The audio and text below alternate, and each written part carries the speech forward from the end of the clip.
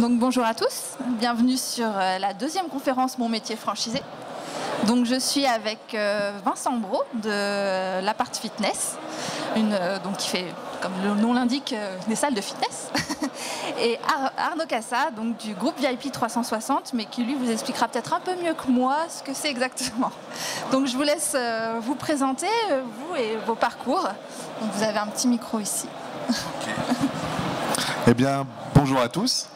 Donc, comme elle expliquait, je suis un franchisé du groupe VIP 360, spécialisé en imagerie à 360 degrés, donc plus vulgairement spécialisé dans la visite virtuelle, mais dans lequel nous, on y ajoute de l'interaction et du contenu pour la rendre vivante et pas figée, comme on a l'habitude de les voir à droite et à gauche, et notamment comme le propose Google. C'est une des choses que vous voyez le plus fréquemment. Moi, je suis un franchisé tout jeune. J'ai ouvert la franchise au mois de mai de cette année, donc c'est tout frais. Et j'ai un parcours un petit peu particulier parce que je reviens de 7 années passées à Londres, en Angleterre, où j'ai été directeur commercial et directeur marketing dans des grosses entreprises et des grosses structures au début de mon aventure londonienne. Et ensuite, j'ai été amené à ouvrir des filiales britanniques pour des sociétés françaises à Londres. Donc j'ai commencé à toucher un petit peu du doigt le fait de monter une structure à part entière. Et c'est un petit peu ça qui m'a aujourd'hui amené à me poser la question de savoir si j'allais ouvrir une entreprise en France ou pas, et sur le modèle de la franchise ou non. Voilà, grosso modo, c'est le parcours et l'idée. Puis après, je pense qu'on développera un peu plus après. Je ne vais pas vous griller les questions. Bonjour à tous. Donc moi, je suis franchisé à l'Apart Fitness. Donc comme il dit bien, le fitness, une salle de sport, hein, pour dire vulgairement. Donc moi, je suis franchisé depuis 3 ans. Voilà, j'ai ouvert mon premier club à Saint-Quentin-Falavier, en 38, donc proche dans la région lyonnaise. Et sur 2018, j'ai ouvert mon deuxième club. Voilà. Donc mon parcours. Très simplement, en fait, je suis sportif, voilà, depuis des années, et un parcours simple, coach sportif dans une salle. Après, j'ai créé également ma première société de coaching pour me déplacer à la fois en salle de sport, en entreprise ou à domicile. Et donc vraiment cette envie d'entreprendre, je l'avais depuis plusieurs années. Et donc après, j'ai ouvert en janvier 2015 ma salle de sport qui fait environ 1000 mètres carrés. Voilà, aujourd'hui j'ai 10 salariés et on est sur un nombre d'abonnés qui avoisine les 2300 adhérents. Voilà. Ok, donc qu'est-ce qui vous a amené à choisir la franchise pour votre projet entrepreneurial ? Alors moi, quand j'ai créé ma première société de coaching, où j'allais vers mes clients, mais également j'ai des coachs qui travaillaient pour moi, voilà, en prestation. Et donc il y a quelques années, donc en 2013, je me suis dit, mais Vincent, ouvre ta salle de sport. Donc sur Lyon, j'ai essayé d'ouvrir, j'ai essayé de trouver des locaux, 400 mètres carrés, 600 mètres carrés, et me lancer dans l'aventure d'ouvrir une salle de sport. Alors ce qui faisait un peu peur à l'époque, c'est déjà de trouver un local, et surtout les loyers. Hein, on part sur des loyers de 5, 6, 8 000 euros, et on y va seul en fait, hein, sans structure, sans site internet. Moi j'avais déjà un site internet en tant que coach personnel qui m'a déjà coûté beaucoup d'argent. Je me dis, mais si je veux ouvrir une salle de sport, le nombre d'adhérents qu'il me faut pour rentabiliser, j'avais pas ce recul-là. J'avais un recul sur mon business personnel en tant que coach sportif et gestionnaire de coach indépendant. Et en fait, tout simplement, j'ai des amis qui avaient adhéré à l'Apart Fitness en 2013. Ils ont ouvert le club de Sèze-sur-Sarthe et de Vienne. Et ils m'ont dit, Vincent, viens rejoindre la famille Lapart, on t'invite, on te parraine à une réunion et pour que tu puisses connaître un peu le réseau. Voilà, donc je suis parti de là. En avril 2014, j'ai participé à une réunion de franchise. Voilà, après j'ai visité bien sûr plein de clubs, l'Apart, et il y avait vraiment un accompagnement. C'est ça en fait. moi, pourquoi j'ai rejoint le groupe Lapart, c'est par rapport à l'accompagnement. Il y avait vraiment des personnes dédiées à l'informatique, à la comptabilité, à la gestion, et surtout aussi un apport de partenaires, notamment sur tout ce qui est partie matérielle, parce que est bien conseillé pour acheter tel ou tel modèle. Je ne sais pas si vous voyez, mais en salle de sport, le prix d'un tapis de course ou d'un elliptique, on monte sur des sommes assez importantes. Un tapis de course, pour vous dire, professionnel, on est sur du 15 000 hors taxe. Voilà, pour vous dire, en partie. Voilà. Donc après, l'apport de personnes, de partenaires et la franchise pour nous accompagner était vraiment un atout. Voilà, qui m'a vraiment un peu rassuré et l'envie d'ouvrir ce club. Et surtout lié aussi à la concurrence, qu'aujourd'hui on est nombreux dans le fitness, indépendants ou d'autres franchises. Il y en a pour tout le monde. Et après, c'est de trouver sa zone de chalandise. Et également, la franchise m'a apporté ça. Voilà, tu vas t'installer là. Oui, là, c'est très bien, mais tu as trouvé un beau local. Mais il y a quoi autour? Il y a des gens, il y a des entreprises. Qu'est-ce qui t'entoure? Voilà. Et ça a été l'apport également de référence pour vraiment me motiver. Et donc après, j'ai signé la franchise, j'ai signé le bail de l'immeuble et début des travaux. Et en janvier 2015, j'ai ouvert mon club. Voilà, mon premier club. Même question, oui, j'imagine. Moi, pour répondre plus simplement à la question de savoir pourquoi j'ai choisi la franchise, c'est que j'ai axé en fait mon raisonnement sur deux choses, sur le savoir-faire et ensuite sur le risque. Sur le savoir-faire, c'était de me dire, bon, qu'est-ce que dans ma carrière et jusqu'à maintenant j'ai appris à faire? En étant directeur commercial et marketing, j'étais vraiment axé sur le commercial et confortable avec ça, donc c'est quelque chose que je maîtrisais et que je connaissais. Et après, sur la partie risque, c'était de me dire, c'est toujours risqué de monter une entreprise. On est toujours stressé, inquiet. Pendant des mois, on tâte un peu le terrain. On se dit, est-ce que j'y vais? Est-ce que j'y vais pas?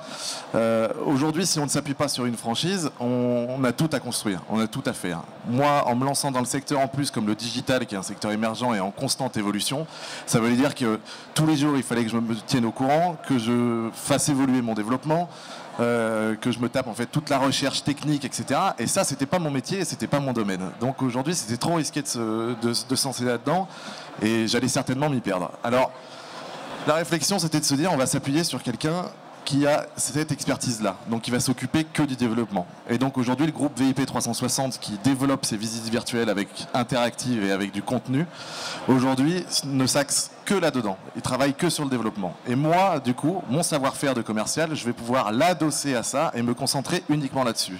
On va enlever tous les problèmes de stress qu'il y a à côté. Je vais me concentrer que sur ce que j'ai à faire. Et aujourd'hui, c'était là le réel intérêt de se lancer et de prendre une franchise plutôt que de me mettre tout seul dans mon coin. Voilà. Donc vraiment le facteur risque dans un cas comme celui-là et dans mon cas propre sur les nouvelles technologies, voilà, il y avait beaucoup moins de risque pour moi de choisir cette formule-là. Et après, il y a juste à trouver le partenaire de confiance, celui avec lequel vous vous sentez le mieux, et un partenaire solide, comme c'est le cas pour le groupe VIP. Je pense qu'on y reviendra un petit peu après. Et donc voilà, c'est surtout ça qui a motivé mon envie de m'adosser à un franchiseur et de ne pas me lancer tout seul. Donc, donc pour vous, du coup, l'activité se passe bien, mais est-ce qu'il y a quand même des choses que aujourd'hui, si c'était à refaire, vous feriez différemment, ou justement des choses que vous avez appréciées dans votre création d'entreprise? Est-ce que vous pouvez un peu nous partager l'expérience du tout début, en fait, de la plongée dans le grand bain? On va dire le tout début, si j'ai un souvenir et qui est plutôt, on va dire entre guillemets, mauvais, c'est notre très chère France et toute sa paperasse. En revenant d'Angleterre, on crée une société en une après-midi, ça nous coûte 200 € et tout est réglé. En France, ça marche pas du tout comme ça. On passe du temps et du temps, on a des millions de feuilles, on a le RSI, on a le machin, la structure, l'expert comptable. Ouais, ça honnêtement, moi j'y connaissais absolument rien là-dedans. C'est effectivement un beau chemin de croix. Mais on ne peut pas faire différemment. De toute façon, on est obligé d'y passer. Moi, la seule chose qu'à la limite je vous conseillerais, si vous ne maîtrisez pas ce domaine-là, c'est de vous adosser à des partenaires aussi à ce niveau-là. C'est-à-dire voilà, avoir un cabinet d'expertise comptable avec qui vous vous entendez très bien, qui va vous aider sur la structure, etc., et qui va vous guider. Je pense qu'il vaut mieux. Voilà, encore une fois, c'est toujours dans le même cheminement. C'est s'appuyer sur le savoir-faire des autres plutôt que d'essayer de vouloir tout faire tout seul au début. Moi, je pars plutôt de ce principe-là quand on a ce luxe-là. Et Après, en termes de stratégie, aujourd'hui, quand on a une franchise, c'est très bien, on a une marque, on bénéficie de son savoir-faire, on bénéficie de sa renommée, de son expertise, mais je reste persuadé qu'il ne faut pas avoir que ça. Moi, par exemple, pour mes visites virtuelles interactives, je passe par le groupe VIP 360, mais j'ai aussi développé à côté d'autres partenariats avec d'autres sociétés pour, par exemple, des bornes tactiles ou des bornes interactives qui viennent en apport de ce que je suis en mesure de créer avec le groupe VIP. C'est juste de se dire, voilà, on n'est pas enfermé avec un seul partenaire. Parce que si demain il y a quelque chose qui cloche ou quelque chose qui ne va pas, on se retrouve avec toute notre activité qui est foutue. Donc je conseille souvent aux gens qui se lancent dans la franchise d'avoir également quand même un pied sur d'autres choses attenantes à côté, si possible, je pense, en rapport avec votre activité, parce que du coup c'est plus simple de vendre. On va pas commencer à dire je fais de la visite virtuelle et de l'autre côté je vais vendre du saucisson. Voilà, c'est trop écarté. Mais le conseil que je donne, c'est vraiment ça, de ne pas être tributaire que d'une seule marque. On en garde une forte, une puissante qui nous permet de pousser les portes et de rentrer chez les clients et les prospects. Et on en a aussi une autre à côté en secours qu'on développe à côté et qui demain peut nous sauver si y avait une mésaventure avec le franchiseur, ce qui peut arriver. Voilà. Alors pour ma part, au départ, moi sur ma zone, en fait, pour vous dire, c'était un champ en fait. Donc le bâtiment était construit, donc vous imaginez un petit peu toute la problématique pour une ouverture.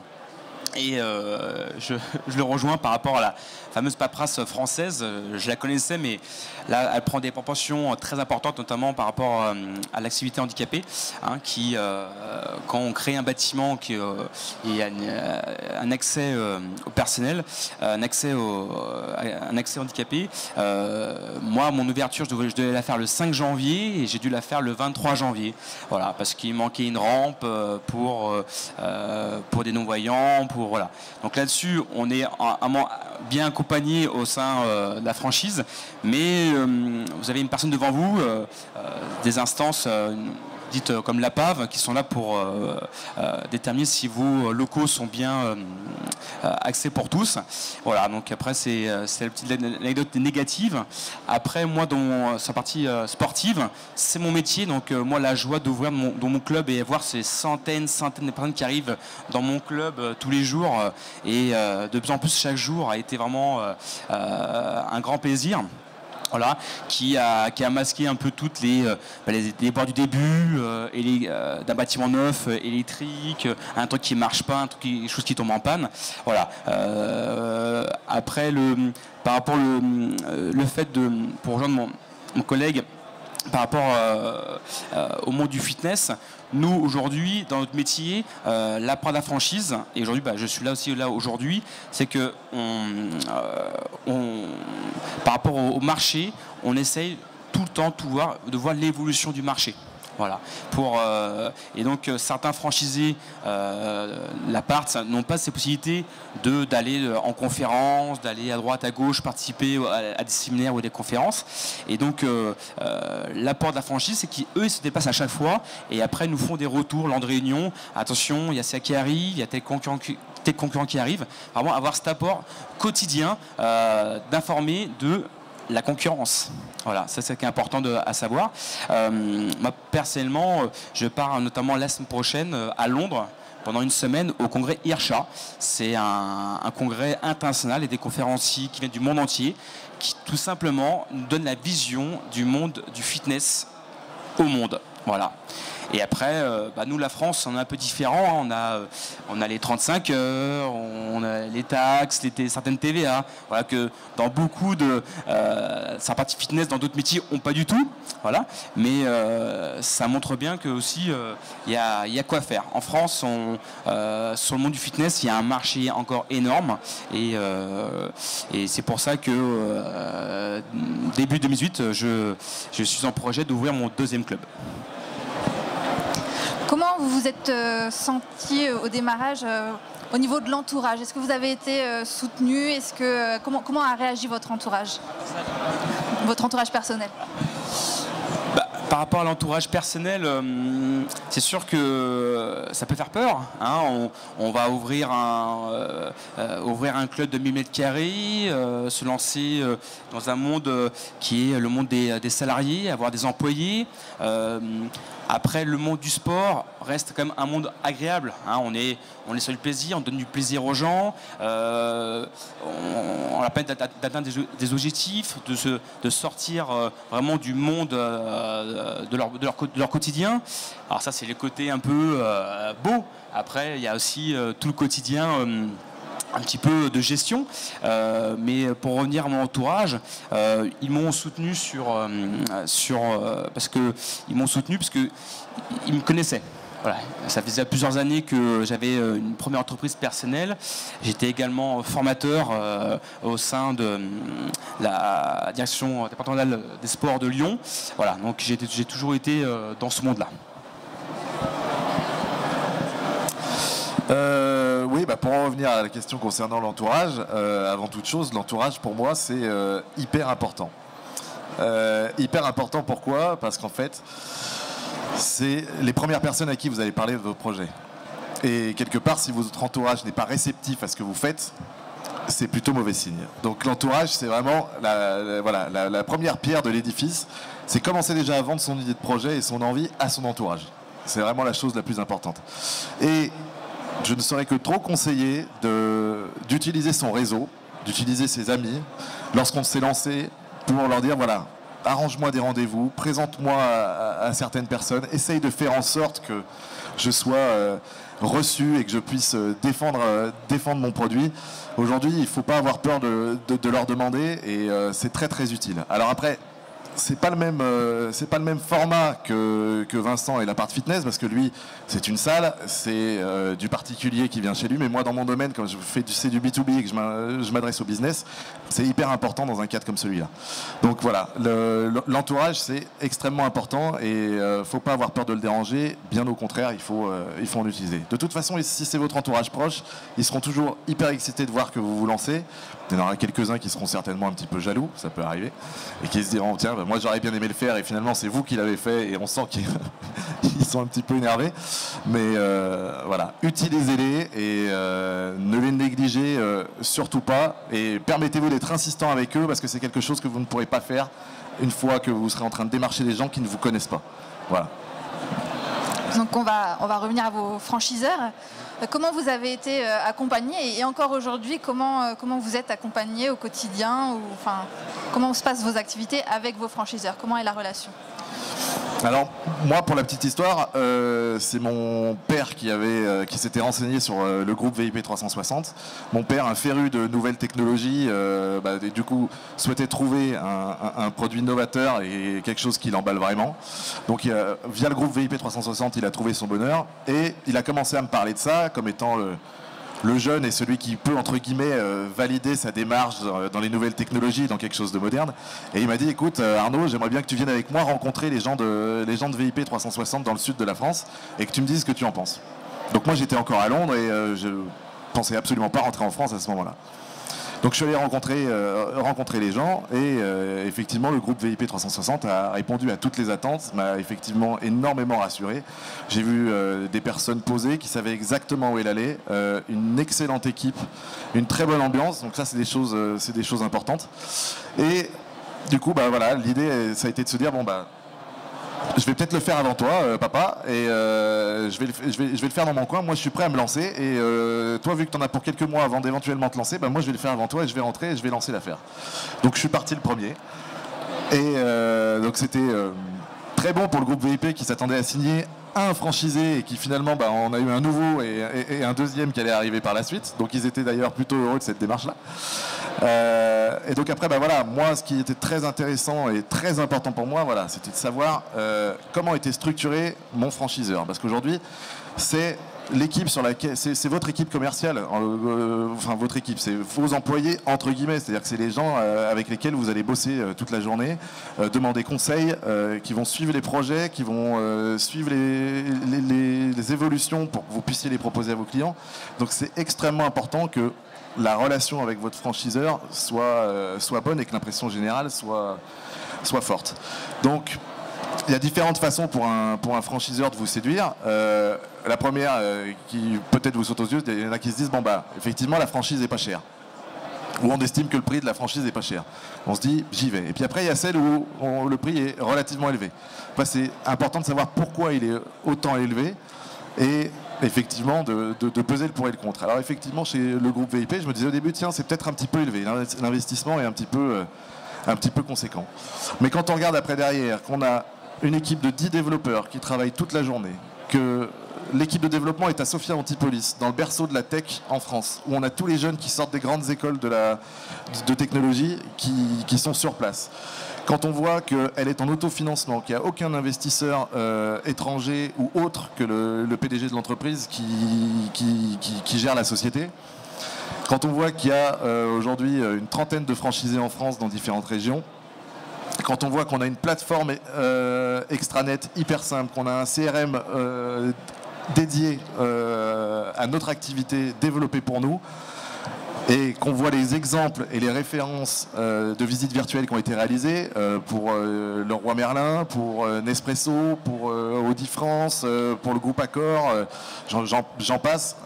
Aujourd'hui, voilà, c'est ces choses-là qui sont importantes et qui vous mettent en totale confiance. Et du coup, le prix qui vous paraissait au début élevé devient subitement un petit peu moins effrayant. Voilà. Donc je rejoins ce qu'a dit Arnaud, parce qu'il a tout dit. Hein, moi j'ai le même sentiment au sein du groupe L'Appart. Ça fait 3 ans que j'y suis et on se structure de plus en plus. Aujourd'hui on est une cinquantaine de clubs et sur un objectif de 200 clubs en 2020. Et aujourd'hui au sein de L'Appart il y a un intranet, un extranet, un CRM et il y a également au sein du bureau ils sont 20. Vous avez leur mail, leur téléphone, vous appelez quand vous voulez, un mail, et ils sont tous dédiés à toutes les parties qui touchent à notre métier du sport, que ce soit les visuels, la gestion, l'informatique, les partenaires sportifs également.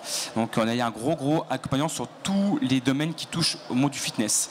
Et ce qui est important au monde du fitness, c'est de vendre des abonnements également. Donc également une source énorme pour former ou recruter des commerciaux. C'est la base. Hein.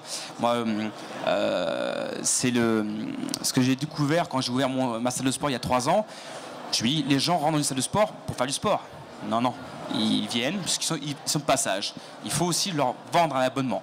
Donc il faut un impact. Et pour ça, il faut se former. Et au sein de l'Appart, je ne sais pas si ça se passe chez Arnaud, mais nous, chaque semaine, il y a des formations commerciales au sein du groupe qui sont intégrés dans à la fois les droits d'entrée et les royalties qu'on reverse chaque mois. On peut se rendre au siège pour toute formation informatique. Chaque mois, il y a des formations. Et par rapport au groupe, nous, on se réunit chaque mois au sein de l'Appart. Tous les franchisés se retrouvent tous les 2 mois. Et un groupe restreint également tous les mois pour vraiment échanger énormément. Donc c'est pas une interaction unilatérale, c'est pas le franchisé qui dit tiens vous faites ça, non. On essaie de communiquer énormément par rapport à notre métier. Ok, on arrive donc au bout du temps qui nous était imparti. Est-ce qu'il y a des questions ? Non. Eh ben, je crois que ça veut dire qu'on a été clair ? Oui, vous avez été très clair.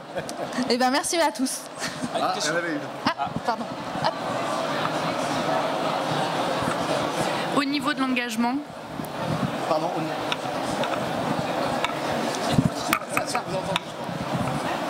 C'est bon ? On entendait le son, mais j'ai pas entendu la question. Au niveau de la durée de l'engagement sur les franchises, vous êtes partis pour combien de temps tous les deux ? Alors, au sein du groupe L'Appart, on est parti sur un engagement au départ de 5 ans, d'accord, qui a été en fait pour rassurer les banques, qui a été évalué à 7 ans. Parce que quand on fait un prêt bancaire, c'est sur 7 ans. Et donc ça rassurait depuis, moi j'ai signé mon pré-contrat, c'était 5 ans. Et depuis maintenant une bonne année, en fait, pour les franchisés, c'est 7 ans. Ça rassure les franchisés, ça rassure par contre les banques surtout, que bah oui, mais nous on fait un prêt sur 7 ans, mais là au bout de 5 ans, vous faites quoi, monsieur, vous êtes seul, vous partez, voilà. Moi, dans la formule, il n'y a pas d'engagement. Tout simplement. Comme aujourd'hui, en fait, c'est une formule où vous n'avez pas de stock. Vous vendez un produit qui est virtuel et qui n'est pas physique. Aujourd'hui, vous pouvez attaquer ça directement chez vous. Vous faites votre propre bureau ou vous louez un bureau, un local. Après, vous avez une licence. On achète des territoires avec le groupe VIP 360. Donc, vous achetez une zone géographique que vous choisissez si elle est disponible, bien entendu.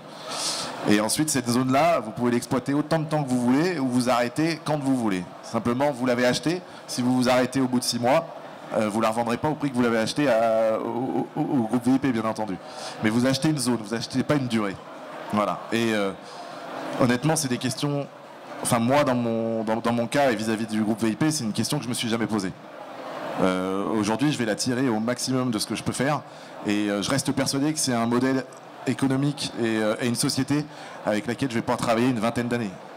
Si j'ai vraiment confiance dans ce qu'ils font et, au niveau des développeurs, et je les vois évoluer de jour en jour et nous proposer des nouvelles solutions de jour en jour et s'améliorer de jour en jour, c'est pas une société qui reste statique dans son coin. Aujourd'hui, s'ils continuent comme ça, on sera toujours à la page, on sera toujours au goût du jour et je vais pouvoir bosser là-dedans encore un bon paquet d'années. Ouais. Voilà. Est-ce qu'on a d'autres questions? Eh bien, cette fois-ci, merci beaucoup. Merci.